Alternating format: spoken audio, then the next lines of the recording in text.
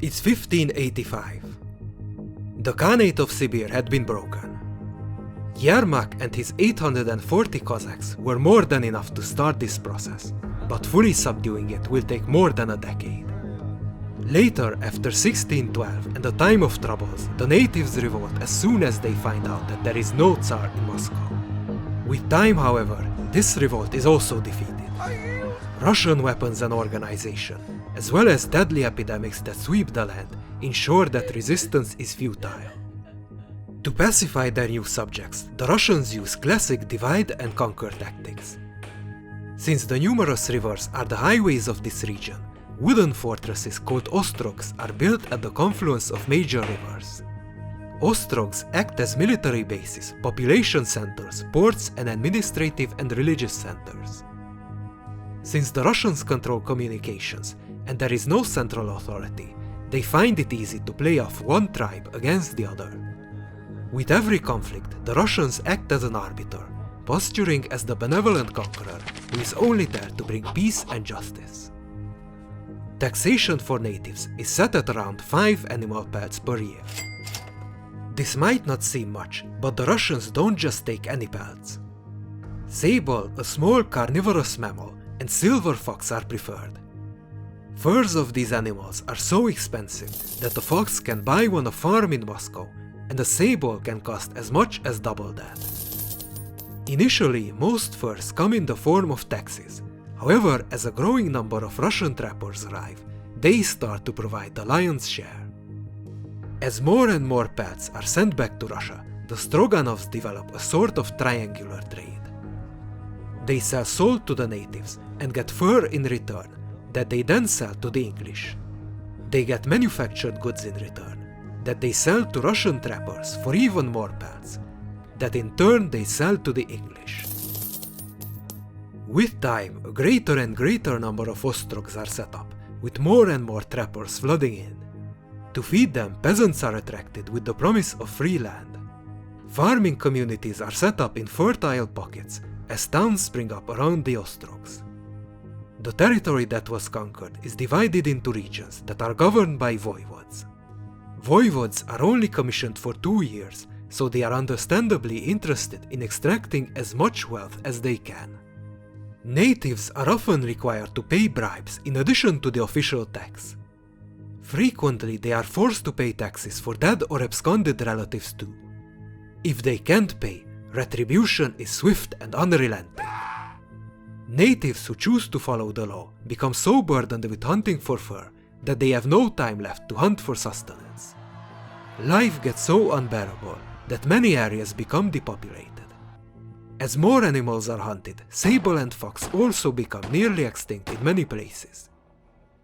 Given this situation, the logical answer for the Russians is to expand even more, in search of people to conquer and animals to hunt. The route this expansion takes is dictated by a number of things. Northern Asia itself can be divided into 4 climatic regions, depending on the longitude. The northernmost region, called the tundra, is bitterly cold, with very little flora or fauna. Above the Arctic Circle, it's frozen all year round. South of the tundra is the taiga, a slightly less cold area of boggy and marshy terrain, still not ideal for human inhabitation, but filled with fur-bearing animals. This is where black foxes and sable reside. South of the taiga is a thin belt of dry woodland, and south of that is the Great Eurasian Steppe inhabited by nomadic horsemen. Understandably, the Russians are mostly concerned with the middle region of Siberia, south of the frozen horror of the tundra, and north of the Turkic horse archer tribes. Transportation, the other key factor in their expansion, greatly favors the Russians. As mentioned before, crossing the land can only be done by river. Luckily, this is not a problem. From their base in the former Khanate of Sibir, the Russians can sail up the river Ob and then transfer to the river Yenisei. Heading down the Yenisei, they reach the Tunguska. Navigating upriver, they can transfer to the river Lena. Halfway down the Lena, they can navigate up the river Maya. And the Maya almost takes them to the shores of the Pacific. After a short pause during the time of troubles, Russian expansion picks up again under the first Romanov Tsar Mikhail I. The Russians start to move inland and branch out along the rivers. More ostrogs are built as more trappers, government officials, and eventually peasants move in. Resistance is insignificant here, as the hunter-gatherer Tungus and Yakut people are even less organized and less capable of defending themselves. In 1639, a group of Cossacks manages to reach the Pacific.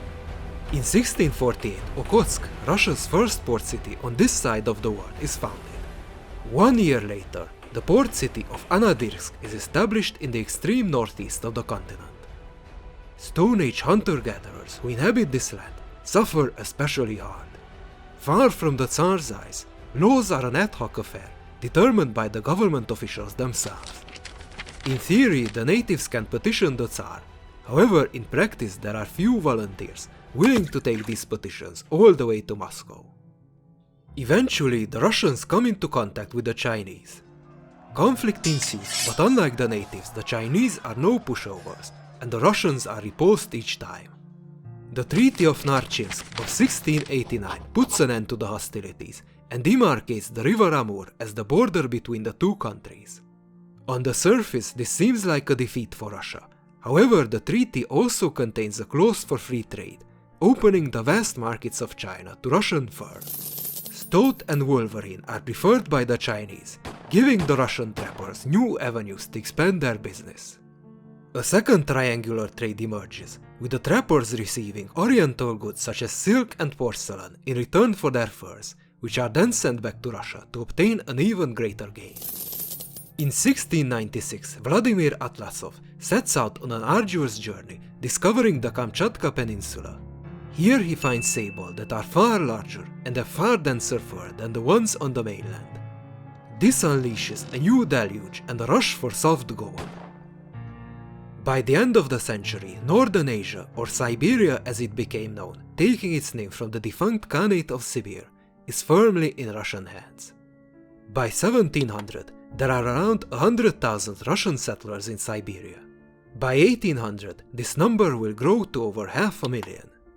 Around 300,000 pelts are extracted each year, satisfying Western European and Chinese demand. The revenue that is generated is enormous, representing up to a fifth of the state's income. After the initial shock of the conquest, the native population starts to recover. But even so, it will take them 2 centuries to reach their previous number of just under 500,000. With the reign of Peter the Great and the infusion of Western technology and the Enlightenment, the Russian presence becomes a given. Energetic expansion follows, with the Russian Empire engulfing territory in Persia, the Caucasus, and Eastern and Northern Europe.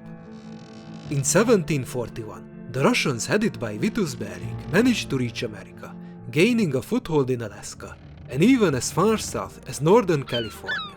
As before, this expansion is also fueled by fur, the victims this time being the sea otters. Although eventually Alaska is sold for pennies and many advances in the south and the west have to be given up, Siberia remains firmly in Russian hands. In later centuries, this vast expanse of sparsely inhabited land serves as a pool of natural resources, a refuge from invaders, and a hunt for cheerful babushkas and MI5 agents posing as English vloggers. The Russian Empire in Siberia, although less spectacular than its Spanish or British counterparts, far outlasted both. Thank you for watching. Please like, share and subscribe, it helps with the algorithm. Check out my Patreon if you want to help me on this journey. Links down below.